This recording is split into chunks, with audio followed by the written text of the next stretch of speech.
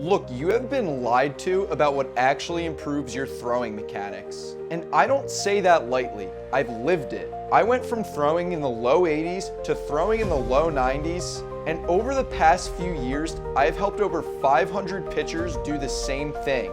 So when I tell you that plyo balls are one of the biggest reasons why pitchers stay stuck, I'm not speaking from theory. I'm speaking from experience and from watching what actually works on the mound. This video is going to explain why plyo balls don't translate, why most pitchers feel better in training, and what to do instead if you actually want your mechanics to stick. Okay, here's the big lie. Plyos get you good at throwing plyos, not at throwing a baseball. I know that might sound controversial, but it's the truth. The entire industry has convinced pitchers that if you throw just enough rubber balls at a wall, your mechanics are going to somehow fix themselves. But the problem is that's not how skill transfer works. When you spend all winter doing a tool that feels, looks, and spins differently than the thing you're using in a game, your brain learns a completely different skill. So you get really good at the drill, but you don't get good at what you need to do in a game. And that's why so many pitchers throw harder during velo programs, but don't even see close to the same jump when they get in a game with a baseball in their hand.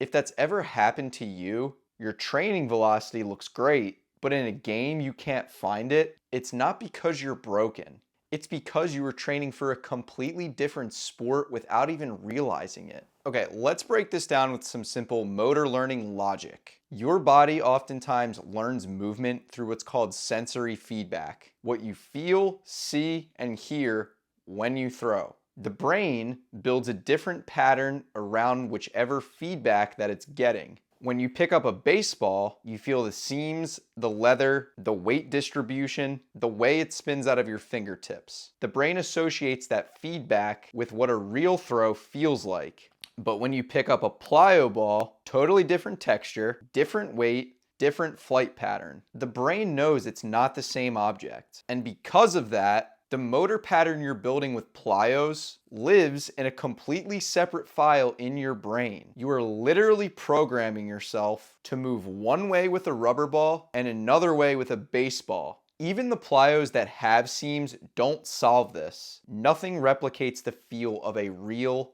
baseball. So when you go from a week of plyo drills right to the mound, your brain doesn't fully trust the new movement yet. It's like you're speaking a different language. That's why your mechanical changes don't stick. It's not your fault you haven't seen any progress. You've just been training your nervous system to adapt to a completely different stimulus. Let me give you an actual example of this. One of my athletes, Luke, was in the same exact plyo ball prison that you're probably in. Before we started working together, he spent an entire winter inside of a winter velocity program. Everyone in that group did the same exact set of plyo ball drills. The same schedule, the same reps, and the same weight. When the program ended, Luke's velocity was actually down in the high 70s. He was frustrated, confused, and wondering what he did wrong. But he didn't do anything wrong. He just spent months mastering how to throw a ball that he would never use in a game. When he joined my program, one of the first things we changed was simple. He started doing his drill work with a baseball. Within a few months, he was sitting 82 to 84 miles per hour. And more importantly, his mechanics finally translated to the mound. That's not magic. That's how skill transfer actually works. You don't need some fancy new gadget. You need to just practice the skill that you want to master.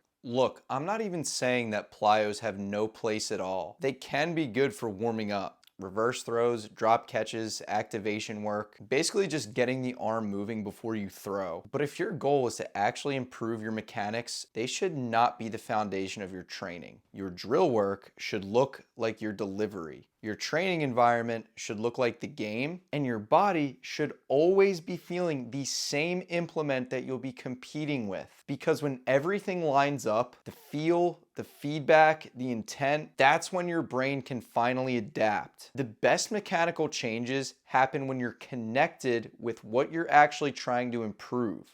and nothing connects you more than the baseball itself. When you simplify training like that, the mechanics start to click faster, you don't have to guess what's real anymore, and everything can finally translate to the mound. So here's the bottom line. Plyos aren't evil, but they've been overhyped and misused. You've been told they're the key to velocity, when in reality, they often keep pitchers stuck in endless mechanical tinkering that never shows up in a game. If you want to throw harder on the mound, train with the thing that lives on the mound, the baseball. Because when you reconnect to the actual skill, your mechanics stop being mechanical and start being athletic again. So look, you can probably remove plyos from your routine, but you run into the problem of what to do instead. That is exactly what I teach inside my athletic mechanics formula, and I've helped guys like Ant gain 3 miles per hour, Kyle gain 7 miles per hour, and Ben gain 5 miles per hour in 3 months. So if you're tired of doing all the work on your own and completely guessing, click the first link in the description below and book a call with me. We'll talk about where you're at, what you're struggling with, where you want to get to, and how I can help. Book that call down below. Hope this video helps, and I'll see you next time.